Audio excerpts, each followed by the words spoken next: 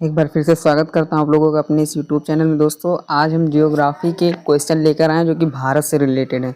सारे जियोग्राफी के क्वेश्चन भारत की भौगोलिक स्थिति से रिलेटेड क्वेश्चन है जो कि कभी न कभी एसएससी हो गया यूपीएससी के एग्जामों में भी पूछा जा चुका है। तो आज का हमारा पहला क्वेश्चन है, भारत की पूर्व से पश्चिम तक की लंबाई कितनी है? भारत की पूर्व से पश्चिम तक की लंबाई कितनी है? एसएससी सीजीएल 2002 में ये क्वेश्चन आया हुआ है। 2933 किलोमीटर, 3033, 3133 या 3124।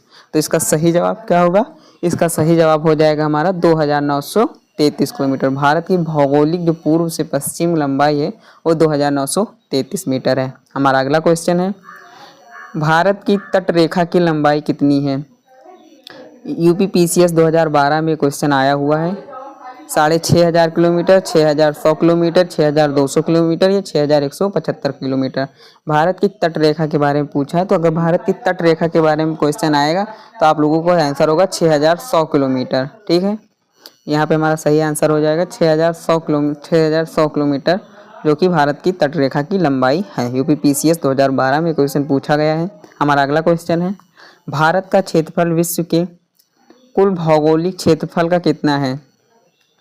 एसएससी स्टेनो परीक्षा 2011 में पूछा गया है। 3.2%, 3.2%, 2.4% या 2.8%। तो भारत का क्षेत्रफल विश्व के भौगोलिक क्षेत्रफल का 2.4% है। मतलब कि विश्व के भौगोलिक क्षेत्रफल का मात्र 2.5% भी पूरा कवर अप नहीं कर पाता 100% में से। यानी कि हम सिर्फ और सिर्फ 2% के भौगोलिक क्षेत्रफल पे रहते हैं, बाकी में पूरा विश्व है। ठीक है, हमारा अगला क्वेश्चन है, भारत के कुल क्षेत्रफल का कितना प्रतिशत भाग पर्वतीय क्षेत्र यानी जो माध्य समुद्र से 2135 मीटर या अधिक ऊंचाई के अंतर्गत आता है वो कितना है? पर्वतीय क्षेत्र कितना है?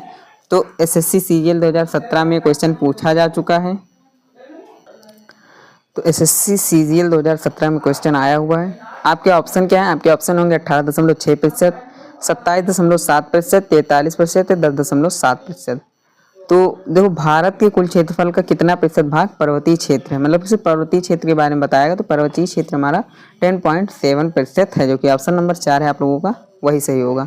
हमारा अगला क्वेश्चन है, संपूर्ण भारत के कितने प्रतिशत भूभाग पर पर्वत और पहाड़ियों का विस्तार पाया जाता है? कितने प्रतिशत? मतलब सिर्फ यहाँ पे भारत की बात हुई है।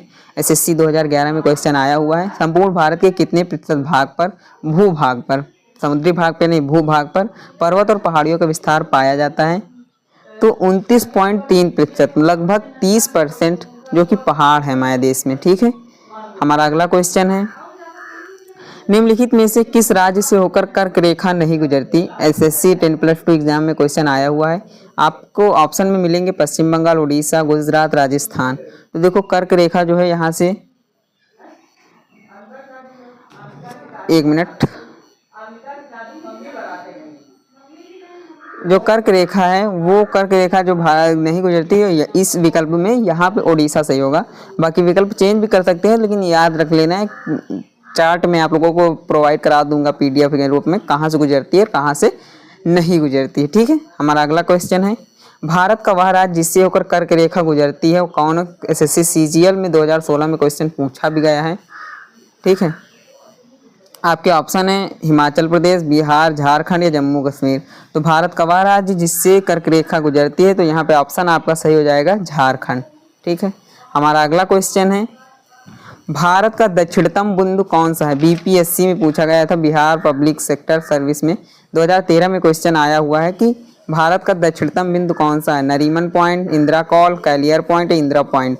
देखो, भारत का दक्षिणतम बिंदु जो है वो इंदिरा पॉइंट है। ठीक है, अभी एक क्वेश्चन और मैं इसमें ऐड कर दूंगा कि जो दक्षिणतम इंदिरा पॉइंट को किन किन नामों से जाना जाता है। ठीक है, हमारा अगला क्वेश्चन है, गारो, खासी एवं जयंतिया पहाड़ियाँ संरचना एवं उत्पत्ति की दृष्टि से निम्नलिखित में से किसका भाग है? एसएससी 10+2 टियर फर्स्ट 2014 में एग्जाम में क्वेश्चन आया हुआ है। पूर्वोत्तर की पहाड़ी का, अराकनियोमा पर्वत का या प्रायद्वीपीय पठार का, हिमालय पर्वत श्रेणी का। इसमें जो सही ऑप्शन होगा, गारो, खासी एवं जयंतिया पहाड़ियाँ संरचना जो है वो जो इसमें सही होगा पूर्वोत्तर पहाड़ी का एक भाग है। ठीक है, पूछा भी गया है आपसे किसका भाग है, तो आप लोग सही करके आइएगा, पूर्वोत्तर पहाड़ियों का भाग है। हमारा अगला क्वेश्चन है, निम्नलिखित में से कौन सा तट पश्चिमी तट का भाग नहीं है। एसएससी सीजीएसएल में 2016 में क्वेश्चन आया हुआ है। आपके ऑप्शन है मालाबार तट, कोरोमंडल तट, कठियावाड़ तट, कोंकण तट। निम्नलिखित में से कौन सा तट पश्चिमी तट का भाग नहीं है, तो आप लोगों का सही भाग होगा कोरोमंडल तट पश्चिमी तट का भाग नहीं, बाकी तीनों आप लोगों के पश्चिमी तट के भाग हैं। हमारा अगला क्वेश्चन है क्वेश्चन नंबर, भारत का पूर्वी समुद्री तट किस नाम से जाना जाता है। एसएससी एमटीएस 2019 में क्वेश्चन आया हुआ है और इस समय 2024 चला, 2019 तक के बैकअप के क्वेश्चन हमने देख रहे हैं, क्योंकि आज एसएससी पीछे से आप लोगों को देगी, अभी 2000 हाल ही में के क्वेश्चन नहीं उठाने वाली है, तो आप लोगों को भी पता। मालबार तट, दीघा तट, कोरमंडल तट, कोंकण तट। भारत का पूर्वी समुद्री तट किस नाम से जाना जाता है। जो भारत का पूर्वी समुद्री तट है वो जाना जाता है कोरोमंडल के नाम से, ठीक है, ये सही आंसर हो जाएगा हमारा कोरोमंडल तट। हमारा क्वेश्चन नंबर 12 है आज का, इंदिरा पॉइंट का अन्य नाम क्या है। तो एसएससी टैक्स असिस्टेंट परीक्षा 2009 में क्वेश्चन आया हुआ था, अभी मैंने कहा था अभी ऐड कर दूंगा और पीडीएफ में ऐड भी हो चुका है। इंदिरा पॉइंट का नाम क्या है, तो पार्सन पॉइंट भी इंदिरा पॉइंट का नाम है, लाहिचिंग नाम भी इंदिरा पॉइंट का है और पिगमेलियन पॉइंट भी इंदिरा पॉइंट का नाम है, यानी कि इसमें से सही क्या हो जाएगा, इनमें से सभी का नाम इंदिरा पॉइंट का नाम ही है, ठीक है। कोंकण तट कहाँ पर स्थित, कहाँ तक विस्तृत है। कोंकण तट कहाँ से कहाँ तक, गोवा से दमन तक, गोवा से मुंबई, गोवा से कोच्चि या गोवा से दीव। तो देखो जो कोंकण तट है वो गोवा से दमन तक जो कि इसका विस्तार है, आप लोग ऑप्शन देख लीजिएगा, गोवा से दमन तक, बाकी तीनों गलत है, याद रख लीजिए, गोवा से सभी हैं लेकिन गोवा से दमन तक सही आंसर होगा। आरआरबी एनटीपीसी 2016 में क्वेश्चन पूछा भी गया है। हमारा अगला क्वेश्चन है, लक्षद्वीप समूह के द्वीपों की उत्पत्ति निम्नलिखित में से किस प्रकार हुई। यूपी आरओ 2014 में क्वेश्चन आया हुआ है। लक्षद्वीप समूह के द्वीपों की उत्पत्ति मृदा निक्षेपण से, प्रवाल उत्पत्ति से, ज्वालामुखी उत्पत्ति से, इनमें से कोई नहीं।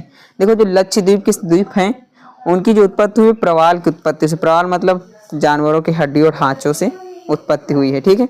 जो ज्वालामुखी है इससे काली मृदा का निर्माण हुआ है। हमारा क्वेश्चन नंबर 15, निम्नलिखित में से कौन सा कथन असत्य है। आपके ऑप्शन है, एक मिनट थोड़ा जूम इन आउट कर लेते हैं। निम्नलिखित में से कौन सा कथन असत्य है। आपका ऑप्शन क्या दिया गया है यहाँ पे, भारत का क्षेत्रफल 29.3% भाग पर्वतीय, अभी ऊपर ही बताया हूँ आपका। भारत का क्षेत्रफल का 27.7% भाग पठारी, ये भी बताया हूँ। भारत का क्षेत्रफल का 48% भाग मैदानी भाग है, यहाँ पे ये गलत हो जाएगा आपका। और भारत का सीम विस्तार 8 डिग्री 4 उत्तर से, ये भी एकदम करेक्ट आंसर है, ठीक है। तो आप लोगों का ऑप्शन नंबर सी गलत है, 48% भाग मैदानी नहीं है। हमारा अगला क्वेश्चन है क्वेश्चन नंबर 16 है आपका कि भारत किस भारतीय राज्य की सीमा सर्वाधिक राज्यों की सीमा को स्पर्श करती है। आरआरबी एनटीपीसी 2016 में क्वेश्चन पूछा भी गया। आंध्र प्रदेश, एक मिनट, आंध्र प्रदेश, मध्य प्रदेश, असम या उत्तर प्रदेश। देखो भारत की किस भारतीय राज्य की सीमा सर्वाधिक राज्यों की सीमा को स्पर्श करती है। अगर भारत का मैप आप देखेंगे तो आपको एक ऐसा इसमें से यूपी दिखेगा जिसमें से आपको सबसे ज़्यादा राज्यों की सीमा स्पर्श करती हुई दिखेगी। तो आरआरबी एनटीपीसी क्वेश्चन 2016 में आया था। क्वेश्चन नंबर 17 है हमारा, निम्नलिखित में से किस राज्य की तट रेखा सबसे लंबी है। अगर तट रेखा सबसे लंबी है, एनडीए 2014 में क्वेश्चन पूछा भी गया, गुजरात, पश्चिम बंगाल, महाराष्ट्र या केरल। तो भारत में से जो निम्नलिखित में से किस राज्य की तट रेखा सबसे अच्छी है, तो ज़्यादा है, तो गुजरात ऑप्शन आपका सही होगा। गुजरात की तट रेखा सबसे लंबी रेखा है, ठीक है। हमारा अगला क्वेश्चन है, निम्नलिखित भारतीय राज्यों में से किससे होकर कर्क रेखा नहीं गुजरती है। एसएससी एमटीएस 2013 में क्वेश्चन आया हुआ है। झारखंड, उत्तर प्रदेश, मध्य प्रदेश या उत्तर गुजरात। तो निम्नलिखित में से भारतीय राज्यों में से किससे कर्क रेखा नहीं गुजरती, तो यूपी एक ऐसा प्रदेश जिससे कर्क रेखा नहीं गुजरती, इनमें से, बाकी तो कई हैं। हमारा अगला क्वेश्चन है, कौन सी अक्षांश रेखा भारत के मध्य से गुजरती है। आरआरबी एनटीपीसी 2016 में क्वेश्चन आया था। विषुवत रेखा, आर्कटिक रेखा, कर्क रेखा या मकर रेखा। तो कौन सी अक्षांश रेखा, तो कर्क रेखा एक ऐसी रेखा है जो भारत के मध्य से गुजरती है। आप लोगों को कर्क रेखा का एक जो है कि बिंब भी आप लोगों को गड़ा है वहाँ पे, तो आप लोग जाके उसको देख भी सकते हैं, काल्पनिक रेखाएं हैं, ठीक है। हमारा अगला क्वेश्चन, कर्क रेखा भारत के कितने राज्यों से होकर गुजरती है। ये क्वेश्चन वेरी इंपॉर्टेंट है, आप लोग VIMP लगा लीजिएगा। ये क्वेश्चन इस बार आपको MTS में मिलने वाला है, चाहे जिस शिफ्ट में मिले। कर्क रेखा भारत के कितने राज्यों से गुजरती है, तो आपके ऑप्शन है 5, 6, 7, 8। तो कर्क रेखा जो भारत के 8 राज्यों से होकर गुजरती है, तो यहाँ पे ऑप्शन नंबर आपका डी सही हो जाएगा, 8। तो आज की वीडियो में इतनी ही। मिलते हैं नेक्स्ट 25-20 क्वेश्चनों के साथ। अभी भारत के बाद की भौगोलिक स्थिति के बारे में वीडियो आएगी एक और। पार्ट 1 है ये हमारा, पार्ट 2 बहुत जल्द आने वाला है। क्वेश्चंस वही मिलेंगे जो पूछे गए हैं। तो धन्यवाद, पढ़ते रहें, चैनल को सब्सक्राइब कर लीजिए। Bye bye, tata, see you again.